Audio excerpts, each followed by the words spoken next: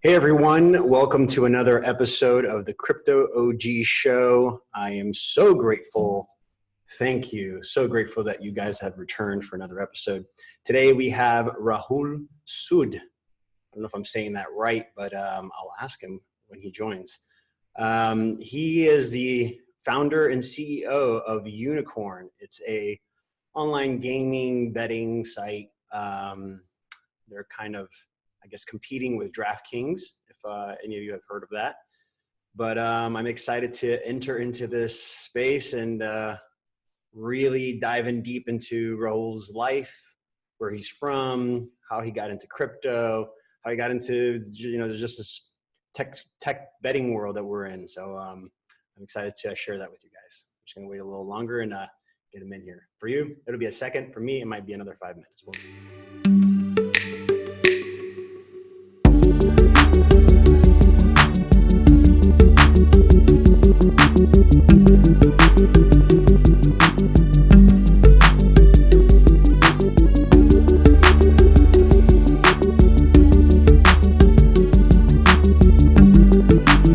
Rahul, my friend, how are you?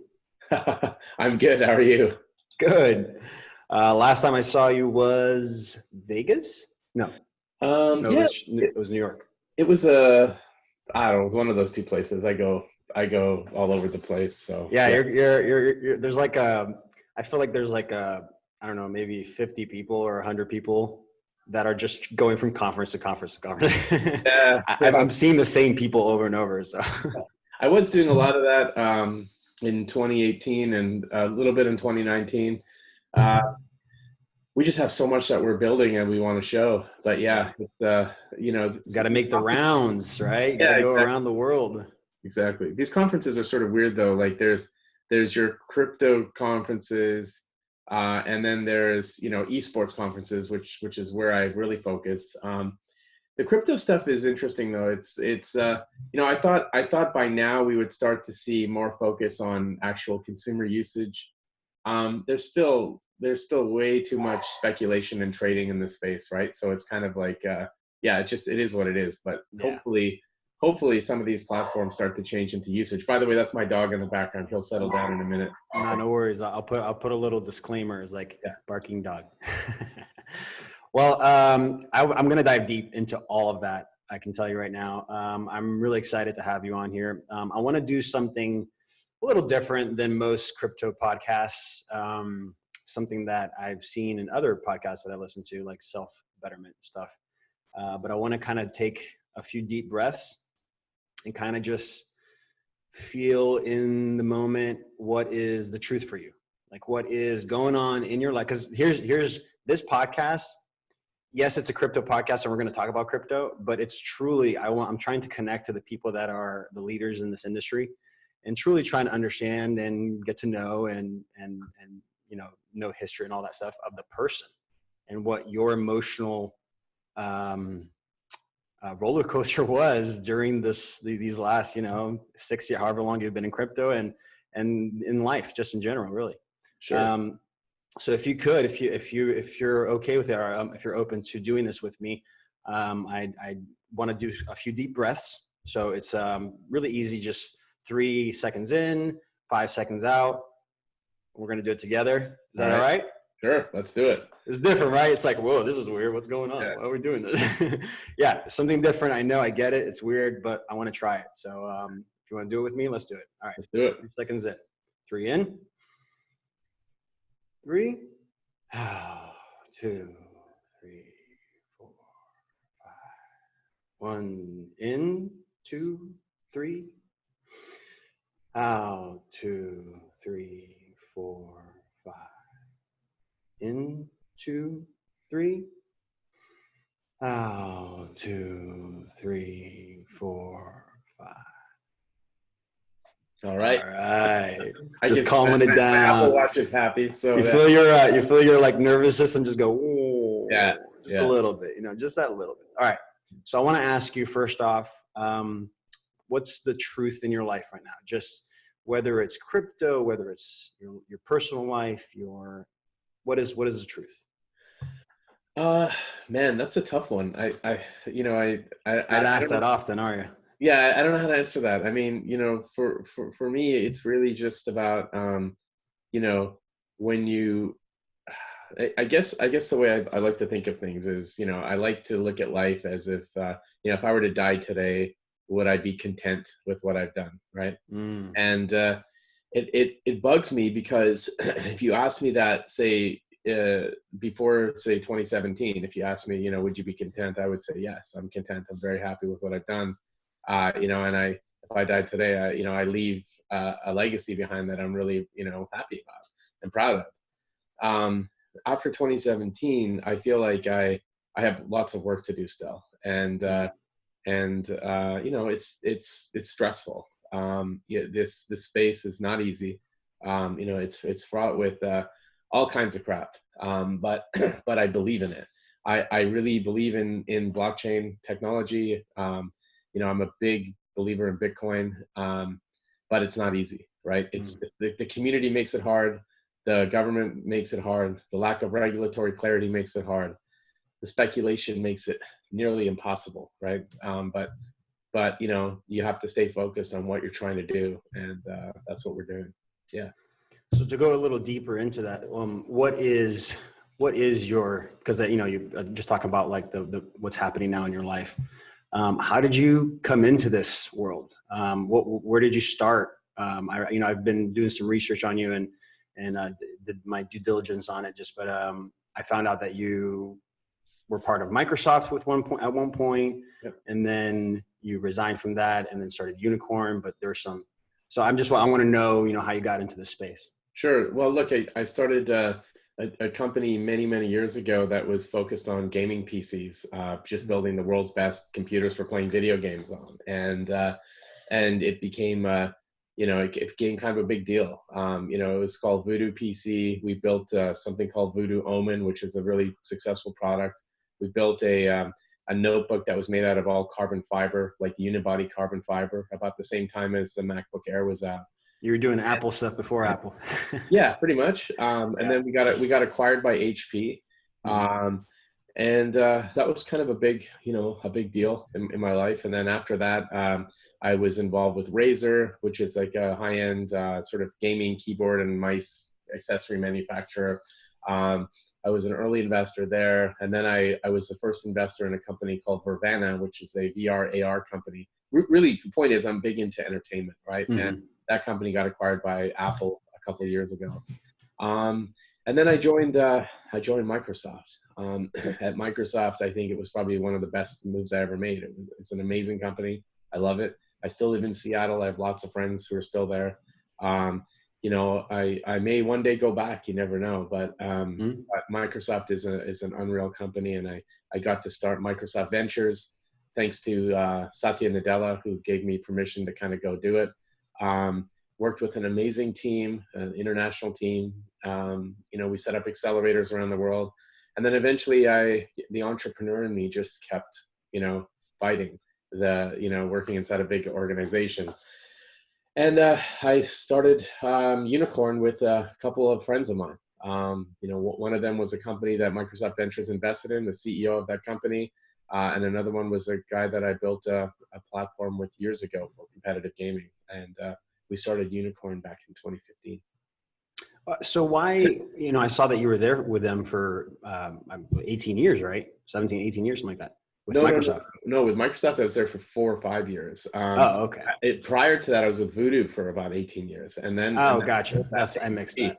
Exactly. So that whole journey of building the company and selling to HP was a long process. It was like Gotcha. 16 years, and then I was with HP for a few years, and yeah.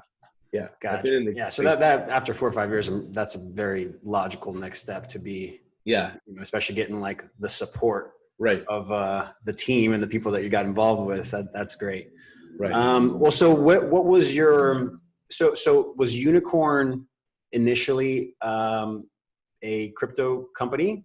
Because really, So you don't have to be, but yeah, so Unikrn is still, was a esports first esports and entertainment betting company, right? We mm, built um, the most comprehensive platform for betting on esports and really the future of wagering. What we're building is like stuff you've never even seen before.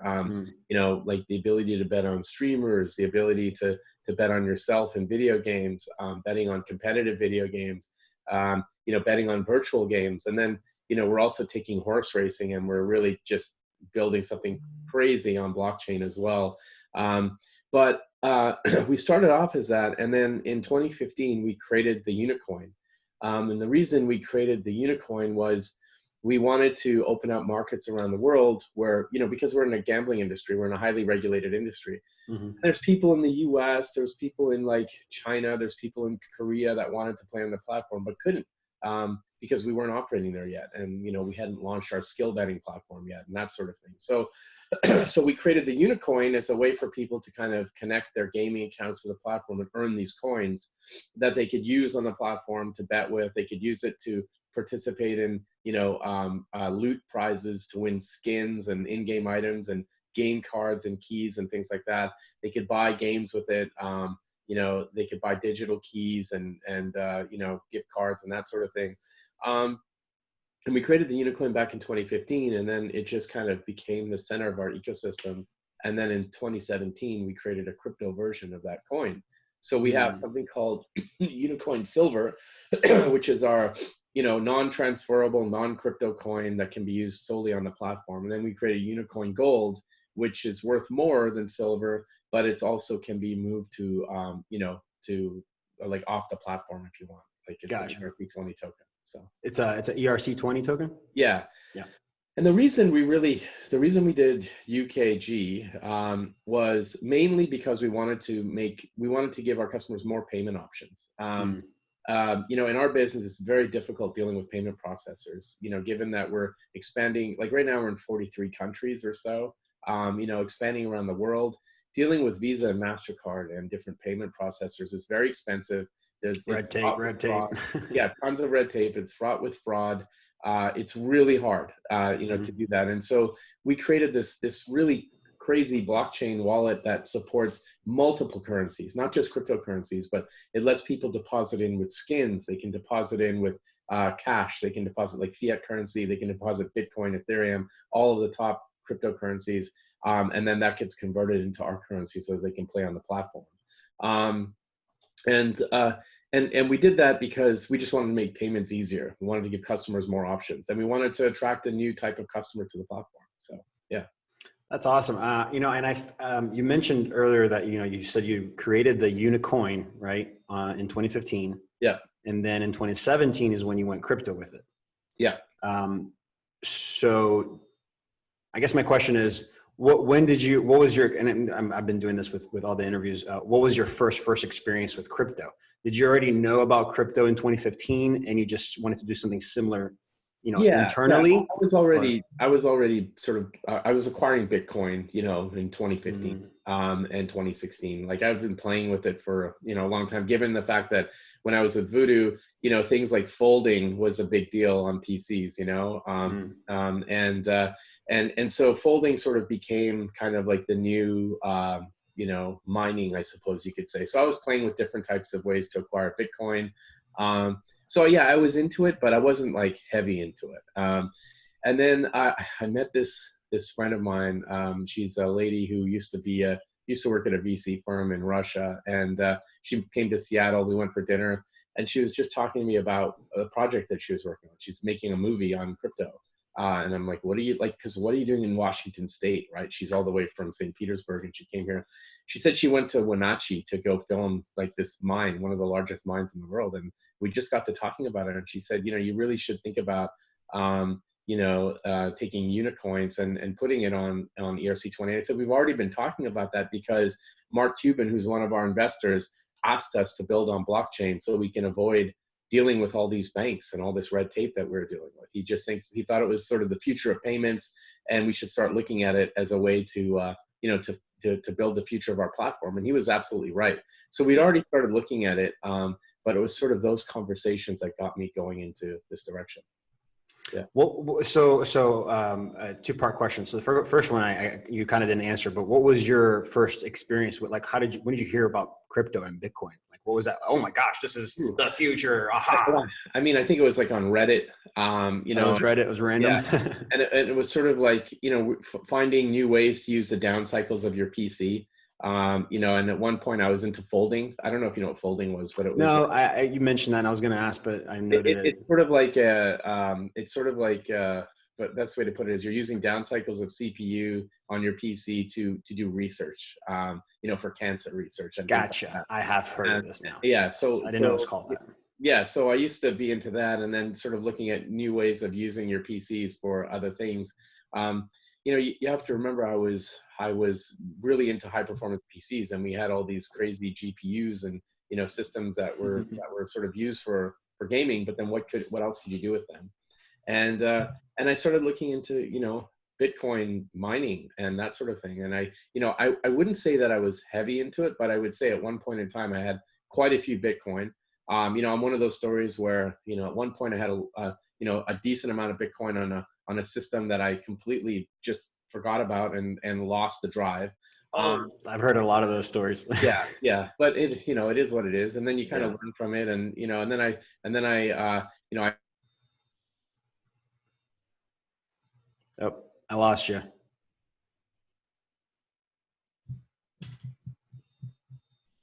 I lost him. Let's give it a second here. Maybe he can rejoin. I'm wondering if it's a internet issue. Make sure it's not me. I don't think it's me.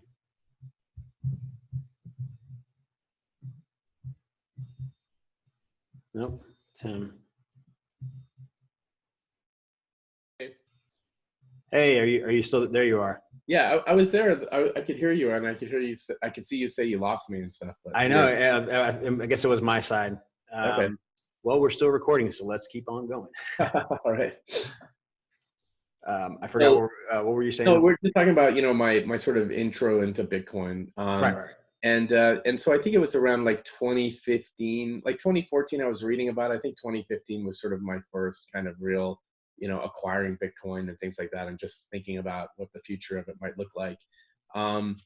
I you know, and I guess the potential of a you know, an open ledger, you know, was really intriguing to me. And then when Ethereum came out, I was blown away by the possibilities of what Yes. Yeah. Same.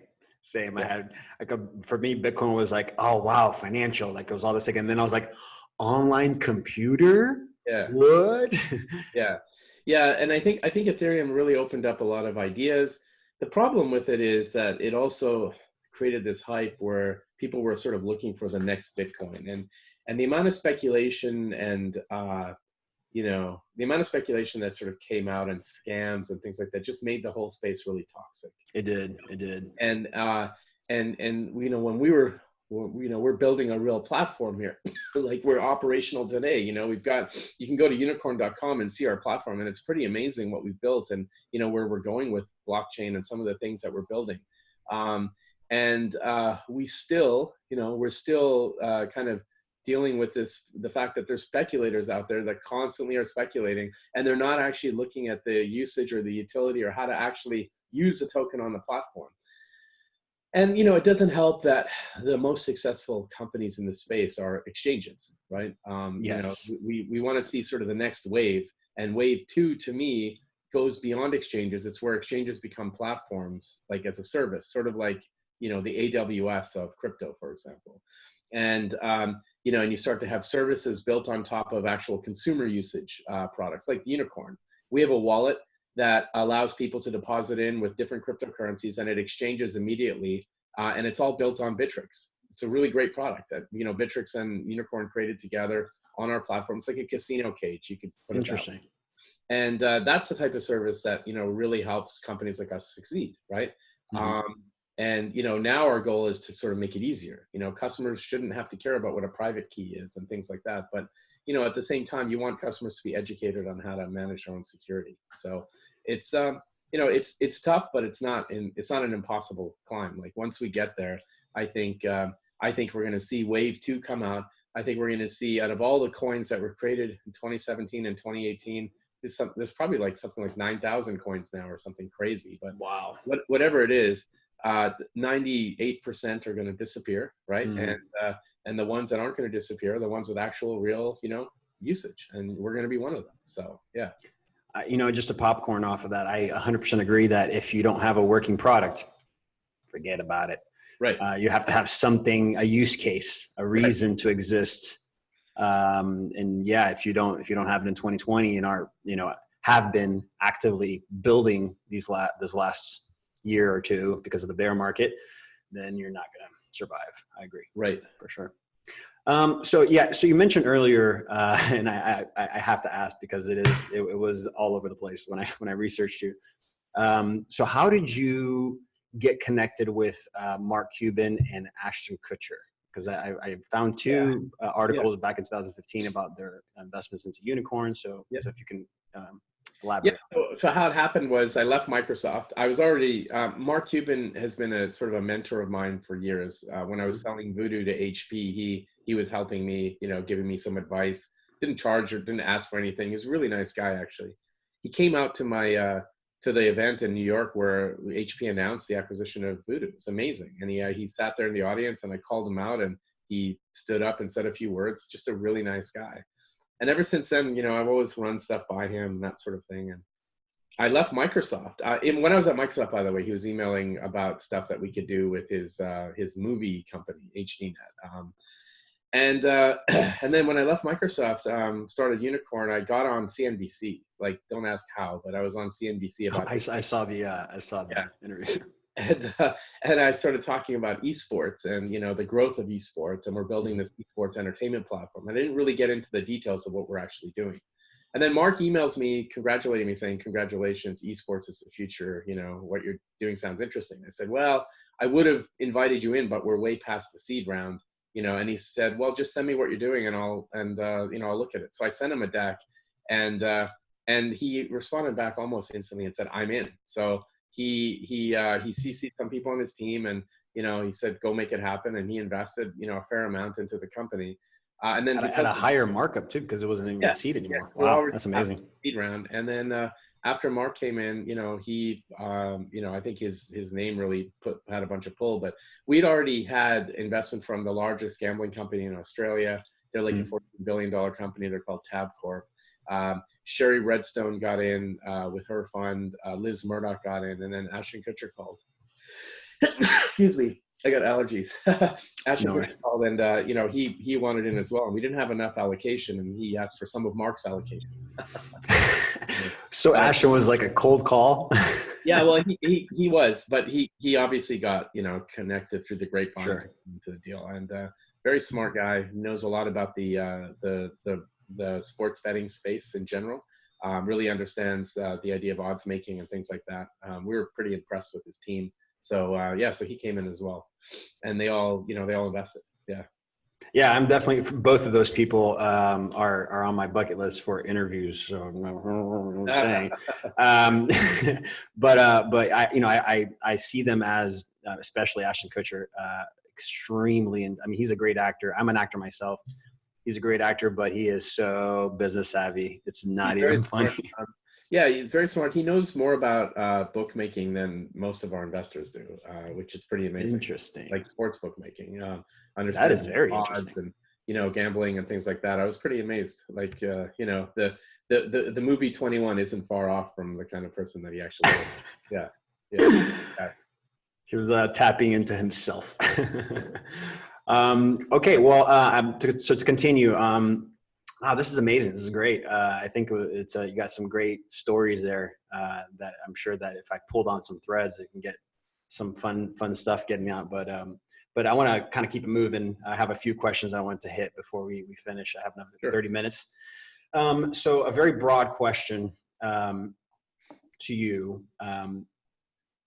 So being in crypto for this long and experiencing what you've experienced, what is the end all be all goal you believe for crypto in general? We have Bitcoin. Yeah. Bitcoin's like the Band-Aid of crypto. So you got that kind of thing there, but blockchain, the idea of blockchain in general. So look, I would say that to me, Bitcoin is more than just a band-aid, right? To me, Bitcoin is the future of savings. I really believe that, I would rather have my money in Bitcoin than I would have in gold. Let me put it that way. So if I had to choose between the two, I really believe that Bitcoin is digital gold personally. Doesn't mean that everybody has to believe that. Doesn't mean that you go all in and throw your house in it and that sort of thing. But if you don't have exposure to Bitcoin in your portfolio, then you're definitely making a mistake, right? And so I'm a huge believer in Bitcoin and investing in Bitcoin. I believe that when it comes to blockchain technologies and cryptocurrencies in general, I think that they're all about just use cases. If you're into a platform that has a specific use case, you may exchange some of your coins for those coins to participate on the platform. And then when you leave the platform, you may exchange out. My point is that, I've always said, and much to the chagrin of the people that were speculating back in 2017, I've always said that, tokens aren't investments. Like they aren't, right? And they shouldn't be looked at as an investment. They should be looked at as a utility token that can be used on a platform and, for something that you actually care about. And that's all there is to it, right? And it's always been like that. And unfortunately, the market just went apeshit. It went crazy. Like even our coin went from like 15 cents, $2, over $2, right? Wow. And people just got, there's a lot of people out there that were speculating that just got greedy, and they either held on, like they didn't care about the platform apparently, and they just held on, right? And now, as the whole market blew up, and all of these great products are being buried underneath a pile of rubble, right? And we just continue to focus on users and user experiences and building just a really great platform.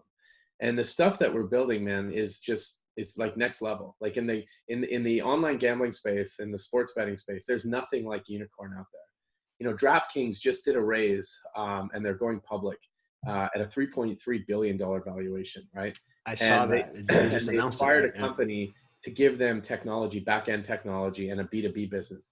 Unikrn already has. We've already built our own entire back-end on blockchain. We already have a B2B business opportunity, not to mention the fact that all of the products that we built, from virtual to streamer betting to U-mode, skill betting, to just esports betting, all of those products are exclusive to us. We've built everything ourselves. It's all live today. I think the DraftKings deal just really helps our valuation as a company and helps our future, and future prospects for the business. And in the meantime, the Unikrn is the center of our ecosystem and will continue to be. So we just got to stay focused. We got to continue to build great user experiences. We got to continue to focus on our user, not speculators, and just build out our platform. And eventually, I think this whole space is going to get cleaned up. I think Bitcoin is going to go past its previous highs. And I think we're going to see, probably more scammers come out of the woodwork eventually again. But, we're also going to see the space get cleaned up quite a bit, and people are going to be much smarter about what they buy, what they invest in, and how they participate in the blockchain space. Yeah, I'm glad you mentioned all that. I think that a huge part of this shift or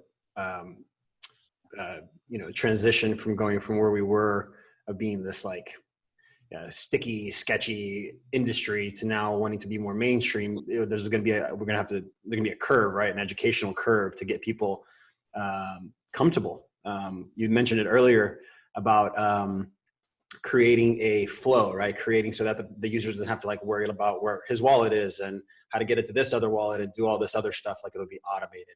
Right. And that's a huge part of it. Yeah, just making it easy for consumers is very important. And, we continue to do that.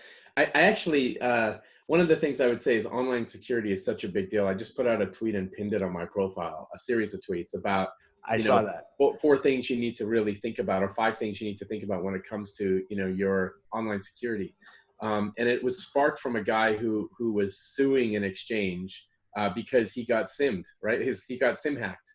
And so he's suing an exchange for losing his cryptocurrency. And it's like, it's not their fault that you got SIM hacked, right? Like it's first of all, it's the phone company's fault. Second of all, you've got to manage your passwords better, through a password management system. You've got to use proper 2FA, not your phone, but a proper 2FA application. And you have to, you shouldn't leave large amounts of coins on any crypto exchange, no matter how great they are, right? Like no matter what. And then take personal responsibility. The biggest problem with crypto is that the community doesn't take personal responsibility for the large majority of the community doesn't take personal responsibility for the decisions that they make, right? And they really should. And the space would be a much better space. And people need to get smarter. But at the end of the day, nobody knew that this was going to happen. Nobody knew that Bitcoin was going to go past 20,000 and the whole area was going to explode and then die within 3 months, basically. People speculated that it would. People also speculated the other way. Like I said, I believe Bitcoin is going to exceed previous highs. I think it's going to go past 50K one day. And when it does, people need to be smarter. So they should start developing their online security now and think about how to manage that better, right? And learn about it. I think it's important. I agree. I think that, it's definitely a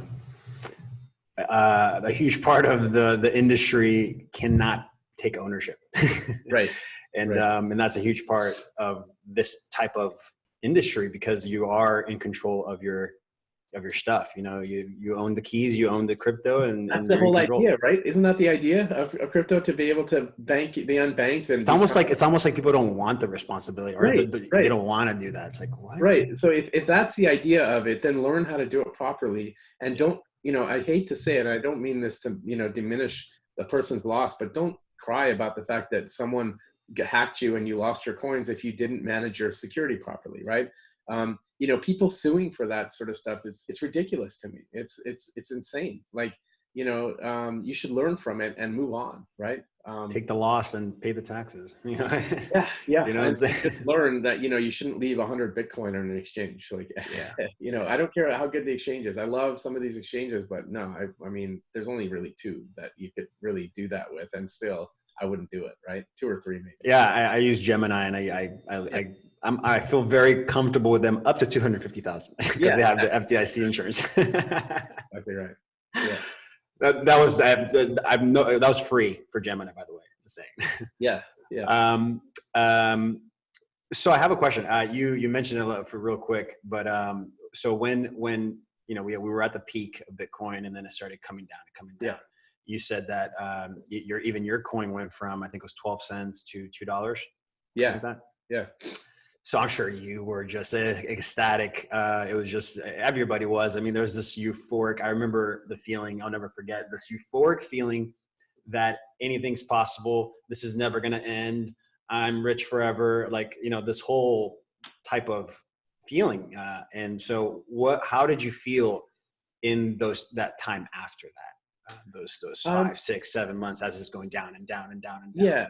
Yeah. Look, I was more concerned about it going up as quickly as it did than it coming down the way it did, to be honest with you. I was more concerned about that because I knew that there was, all the coins that were being created and all these platforms that were sort of, supposedly didn't exist, right?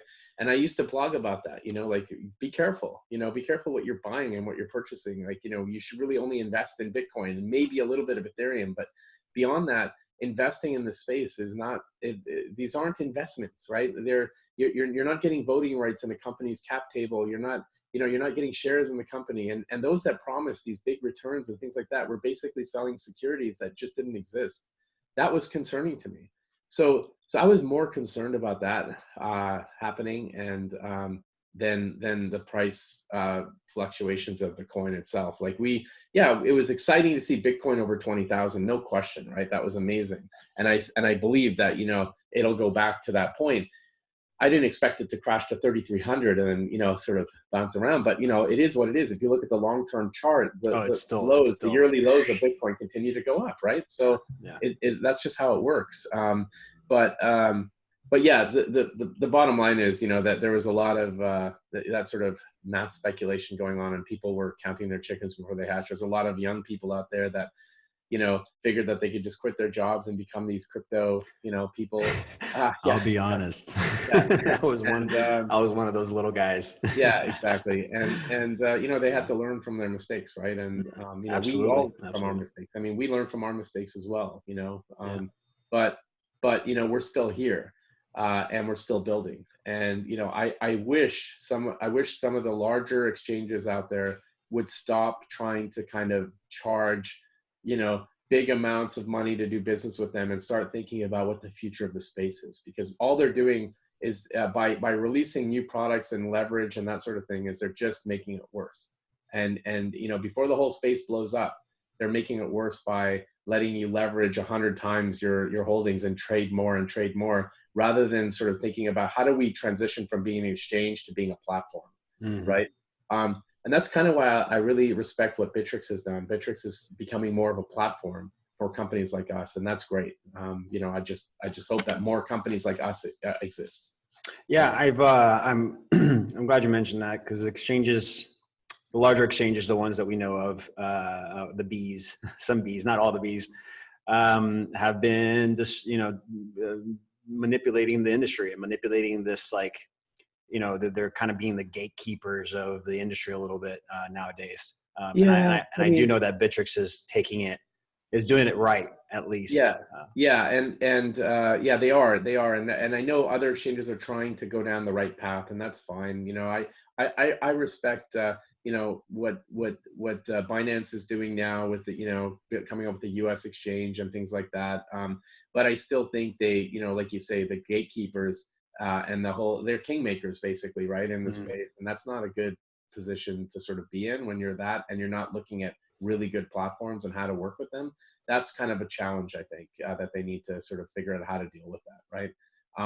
And then, you know, it's mostly these exchanges like from Eastern Europe and like China that are sort of the ones that I worry about the most, right? Like the ones that charge you massive amounts to list a coin, first of all, and then they want you to have liquidity and certain volume, which is crazy, and they want you to pay for services to market make.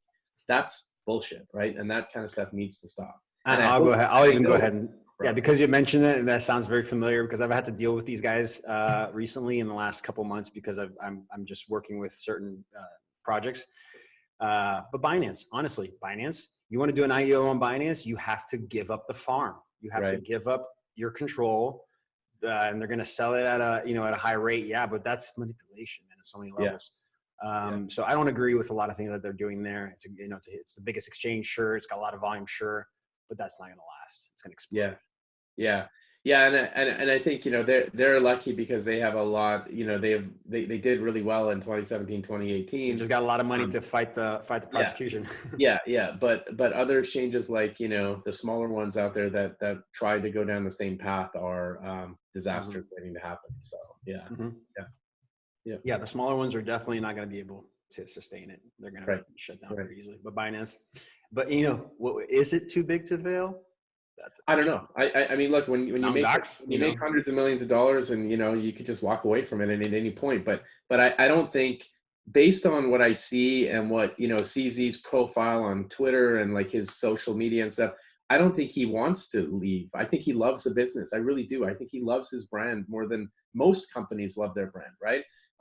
So he's actually a pretty unique CEO that way. And so, you know, as much as we kind of, you know, are concerned about some of the things that have happened in the past and that sort of thing, he's way too vested in it to want to just give up and walk away with a bunch of money. I don't think he cares about that. So it's kind of weird. It's a weird dichotomy with that company when I look at them, you know, just generally speaking. You know, I'd love to find a way, you know, to work with them, but we don't care about just listing, right? That's not what we're looking for. So yeah, I agree. I have this side of me that looks at him as this.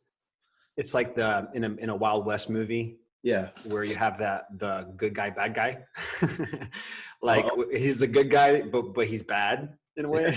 You know? Yeah, it's tough. Because he's like fighting for the cause, but doing it in a very he's just robbing people blind, you know. Well, I think you know, the future you know, in 2020 and beyond is decentralized exchanges and that sort of thing. I think you're going to see more of that push, and I think that's great. But you know, again, we have to go back to the idea that users need to be personally responsible. You know, it was funny. I was actually looking at a thread on you know, on CZ's account on Twitter, and you know, somebody said to him when the market sort of was down, somebody said to him, CZ, what about BNB? You know, what are you going to do to fix it? It's broken. And it was like at $13. How is that broken? Like, it's not broken, right? You know, you morons who are out there who are trading like this, who don't understand, you know, who are basically just going in greedy and buying stuff Yeah. without even knowing how to use it. That's a problem, right? And that really frustrates me to see that. Like, it's not broken. It's just that you guys want to get rich quick, and you can't do that, right? And you shouldn't do that by speculating in this space. If you want to get rich, go build a company, right? And solve a problem that people care about, but don't start trading all your cryptocurrencies and nobody wants to put in the work. Yeah, you got to put in the work, right? Or just buy some Handed it to me, hold please. on to it, for as long as you possibly can. Yeah, or just hold. Hold and go back to work for a couple Holding years. back to work is the real job. Yes, Yeah. exactly. Yeah. I tell Either my way, you friends got to work. I look at, a few Bitcoin every month, and or whatever. That's probably the best way. I forgot to call it, but if you buy it just every day, you're always averaging down, basically. Yeah, exactly, or up, right? But or up, yes. You're just adding to your to your savings essentially. So yeah, exactly. You mentioned earlier, a lot of mentioning earlier, so I'm taking notes. That because your focus when the market was going down, you mentioned that your focus was really just like how people are just like not focused on the right thing. There, you saw these issues in the exterior of the world. So I want to assume, and that's why I'm asking, that either Unikrn sold enough to sustain itself, or it's basically making enough money to sustain itself. So we've never sold our own coin. We don't do that. I mean, our coin is really a coin for our utility on the platform. So we haven't sold any of our UKG. But what we do manage our assets, properly, our cash, our revenue, how we build our business, sales, things like that. We manage it enough to extend our runway to for a period of time, right? We look at Unikrn Gold as a token, use token on our platform, right? And whether we have like 850 million in cold storage, and really we built 1 billion coins when we first started the token. Mm-hmm. And we put out somewhere around 140 million, 150 million, publicly, that are publicly traded or whatever. But we did that to sort of measure to see what we actually need to run a total ecosystem, right? And the way an ecosystem works in betting is you have to have a float, you have to have a risk pool, you have to have a way for people to sort of cash in and and get their coins back if they win, or if they lose, coins come in and our float gets bigger. You have to be able to manage that elasticity. We don't need 1 billion. We don't need anywhere near that, in fact, and we could just burn probably most of it. And at some point in time, we'll see, right, how to manage that. But basically, that pool is specifically for the usage of the Unikrn platform. That's it, nothing else. At the beginning, we talked about, we might use some for marketing. We might use some to seed exchanges, with liquidity and things like that. But beyond that, we're not using it for anything else. So yeah. So this is the first we're hearing about it, that we're going to burn 900,000 tokens or 900 million tokens. No, I'm not saying that. I'm just saying that we don't. Just kidding. Scratch that, y'all. That was me. Yeah, the point is we don't need that many tokens. We know what we probably need now based on a couple of years of usage and growth and things like that. We have an idea. Now we just got to find a way to get regulatory clarity so we can clear up some of this and then go from there. And so it is it already sustainable, the ecosystem that you created? Yeah, that's the great. ecosystem we created is sustainable. People come, they connect. We added more games to our platform. So when you connect to the Unikrn platform, you earn coins. You can use coins on the platform. You can use it to buy games. You can bet with it, that sort of thing. So it's a real economy, right? And it's turning over and it's doing pretty good. People also want to bet with fiat currencies. So when they do that, they get bonuses in UKG. So we have customers using both cash and UKG on the platform. It's pretty cool. But we have an idea of the numbers that we need now that we have some data behind it. And as we scale more users, we'll have a certain float that we'll use. And then the rest of it, we don't really care about. So yeah. Gotcha. Yeah. Wow. I'm excited. I've definitely, when the ICO happened in 2017, I was offered it and I passed. Oh yeah. I passed. I totally passed. I wish I hadn't. But yeah, I'm excited for Unikrn and everything that you're going to do. Yeah. What is it? So this is really kind of closing off now. What would you say is the future of Unikrn? Where do you see it going with the ecosystem? Reach. Yeah, yeah. Where do you see it?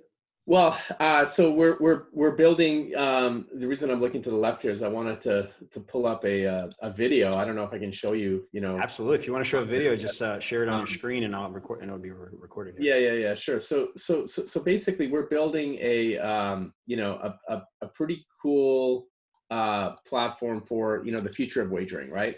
And we want to be the next generation. Say, I think like one of the companies that I really respect in the online sports betting space is Bet365. I think they're an amazing company, right? We want to be Bet365 on steroids. Like our product is future. We're dealing with the future customer. We're dealing with a much younger customer.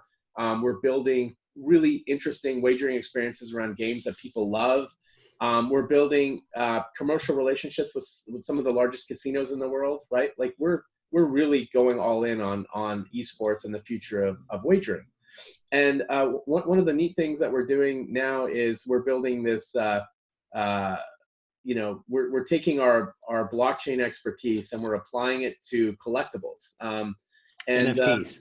Yeah, like NFTs. Like for example, you think about CryptoKitties, right? Yeah, CryptoKitties is one thing, but doesn't really have real usage. Now imagine you're able to buy digital racehorses, right? And these racehorses, yeah, they're limited. They have certain bloodlines and things like that. And they're very specific sort of bloodlines and that sort of thing. Some of them are rare, some of them are less rare, but in the end, you'll be able to trade these horses. You can breed them, which is really great. And then you can actually race them on our track. This is amazing. And, so just so real quick, just so everybody understands, NFT means non-fungible token, which means that, Bitcoin is fungible, 1 equals 1. Non-fungible, it means the value can increase within that specific token, if that makes sense. Correct. And it creates memory too, right? You can actually, it picks up the history of whatever is going on with that token as you modify or grow it or go to the next level or whatnot. Correct. So we've been working with our license provider. We've got a license, like we're going to get approval for this. We're going to hold our first race. But imagine, if you will, in horse racing, if you wanted to have a race across the Las Vegas Strip, right? Like think about the tracks that you could only dream about, right? You could never do that in real life. You could never have a race across the Sydney Harbor Bridge, or you couldn't have a race across, the bridges in San Francisco, that sort of thing. You just couldn't do it. But now you can. And so what we're doing is we're building this, we've already got the platform where you can buy and exchange the horses, but we're also building the game itself on Unity, and we're making it possible for people around the world to be able to watch the races and bet. So you could be an owner of a horse that could be nominated to participate in a race, and if your horse wins the race, you win the prize money. But in the meantime, people around the world will be able to bet on those horses as well, and you can do pickup races with your friends around a table. And so it kind of looks like this. I'm gonna figure out how to share this with you. 1 second here. Yeah, go ahead and share it, and I'll full screen of you. Hold on, I gotta just my bad here. Just a second. Okay, so I guess I gotta share my whole screen. Yeah, so, you just do a screen share. Yeah. Okay, hold on a sec. I'm doing that. Sure. Okay. There you go. Can you see this? Mm-hmm. Okay, here we go. Buzz around today's Group 1 with the star attraction Satoshi, expecting to take the largest prize pool in racing history. They're on their starters' orders, and they're out of the gates. Excitement mounting. What a race this is going to be. And here comes Satoshi, scorching past uncharted oceans to the outside. What a race that was. I love it. I saw Bitrix sign in the background there. Holy moly. Yeah, and we're building this now. It's called Project Net, and it's something that we started some time ago. We've got a marketplace already. People are actually trading these horses now. Somebody bought a horse for like $9,000 recently, but there are some rares out there. There are different categories of horses you can buy. The breeding will start soon. You know, our COO is a guy that used to be on the Australian the racing board in Australia. He used to be the COO at Tabcorp, the largest wagering company in Australia. Knows the business really well. And our team in Australia is working very hard with this game studio in Australia to build this platform. And it's really the future of NFTs and, you know, what it could be, right? And what it should be, which is, you know, real utility, watching your horse. You could basically put your horse on the table, you can pet it, you can do all sorts of things using, you know, AR on your phone. It's amazing. You know, you're the first person outside of the company that I've actually gone out and shared this with. We've had some private meetings in Dubai and places like that, but I've never really done a podcast or something on this to talk about it. But it's fascinating, and it's really the future of where our blockchain is going, right? And we're doing wallet integration now with the Unikrn wallet. It's cool, and that to me is the future of this space. That is how this space should and could be used, versus just a coin that, you know, people say, oh, it's worth this much and that kind of thing, and that's just not what this space is all about, right? Yeah. First off, thank you for choosing me to be the official voice of this new up and coming news that you're going to release.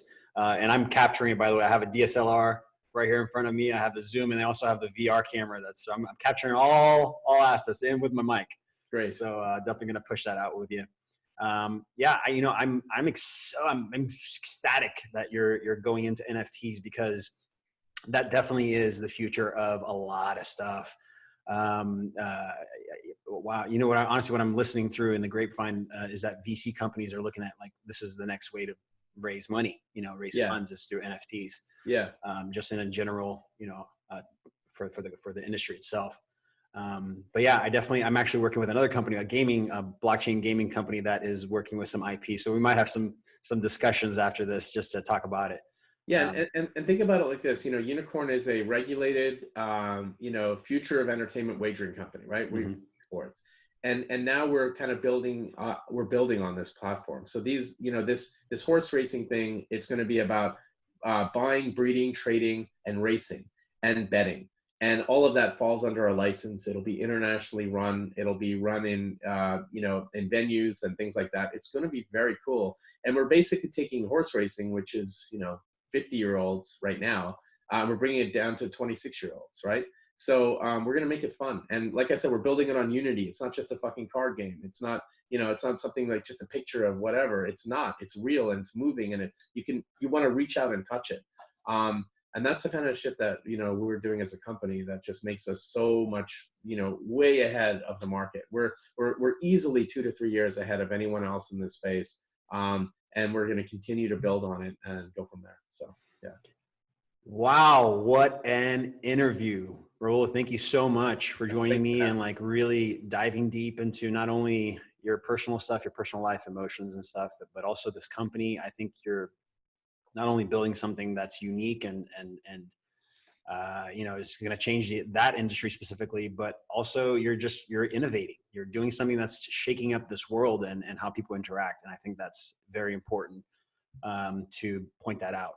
Thank you. Like, if there's one thing we want to do, there's one goal that we have, it's to build great experiences for our customers, and really ultimately to move this industry away from speculation and trading and more about, you know, like real consumer, real usage that you care about, right? And we you know, we want to work with exchanges that will help us get there, right? And that's all we're doing. So I appreciate the time. Thanks for taking it today. Thank you, Rahul. All right, man. We'll catch you later. And is there anything you want to say, any announcements or anything at the end here, just so we can put a plug in for you? Just watch our site and watch my Twitter over the next couple months, and you'll see a lot of interesting things come up. Yes, that's what I like to hear, and I'll help you out with that marketing campaign for you. So thank you. Push that out for you. All right, thank you guys. Appreciate it. Join us next time. Thank you. Bye.